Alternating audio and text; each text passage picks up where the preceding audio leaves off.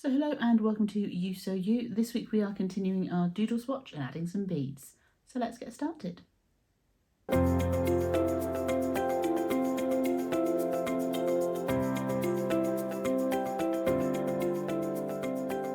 so in last week's doodle swatch we were working on this lace pattern, but if you look at the lace shawl that I'm working on, we've got beads on there as well. Again, beads are not as difficult as they first appear to put onto your yarn.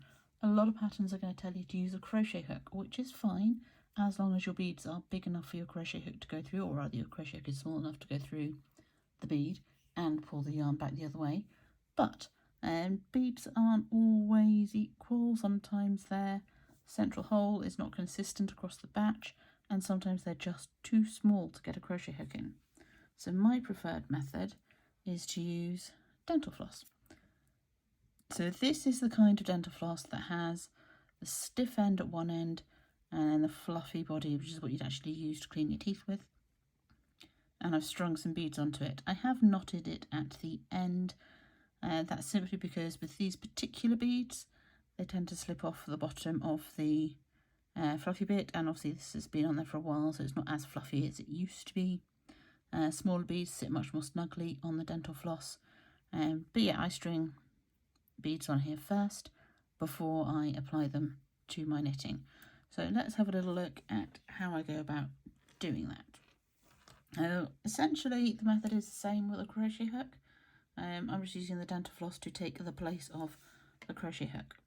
So on my doodle swatch we're going to carry on working some stocking stitch beyond the end of this lace, but let's top the lace off with some beads. So I'm going to knit my little garter stitch border, and I'm going to knit part way along and then stick a bead in. And now this is doodling, so it doesn't really matter where you put it. If you want to make a shape with your beads, by all means do so. If you want to put a bead every few stitches, by all means do so. So I knit 60 stitches wide on this doodle swatch, and I've got a 3-stitch border on either side, so that gives me 54. So let's just on it for 10 and then put a bead on. So we've got our 3 stitches there. Let's go knit to 10. 1, 2, 3, 4, 5, 6, 7, 8. Just in case you can't count, 9, 10. In fact, you know what, let's do one more. 11. So we've got the 3 border stitches and then 2, 4, 6, 8, 10, 11 there. So that gives us a total of 14, which means the 15th switch of the swatch is where I'm putting my first bead. There's no real rhyme or reason for it, it's just where I fancy putting it. So I'm taking the stiff end of my dental floss. As you can see, I've used it a bit already because there's a bend in the stiff bit. So I'm going to put the stiff bit through the stitch that is on the left hand needle as if I was going to purl it. So essentially using the dental floss as the needle. And I'm going to bend the stiff bit back towards the fluffy bit and hold the end close into the fluffy bit. I'm going to take one of my beads, slide it down the dental floss so that it goes over that stiff end, pull it down to meet the stitch, take the stitch off the needle, slide the bead down onto the yarn and put it back on the left needle. Then I'm going to knit that stitch. And we have the bead securely in the knitting. So I'm going to knit to this point and we're going to put another bead on this stitch there, to right in the middle of the swatch.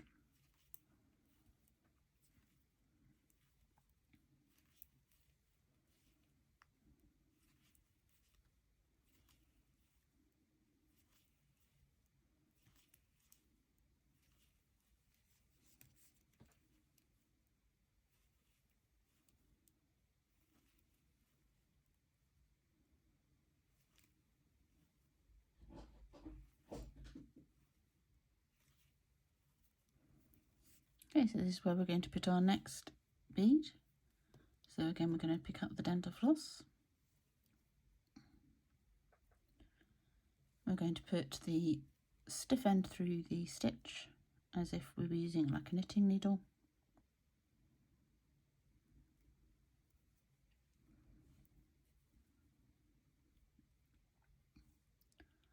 Slide the next bead down onto the stiff bit of the dental floss and thread it onto the yarn. Then we can work that stitch.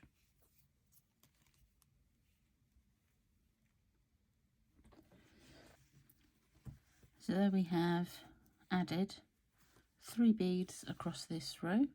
So I'm going to go back a few more rows, add a few more beads, and I'll show you what it looks like.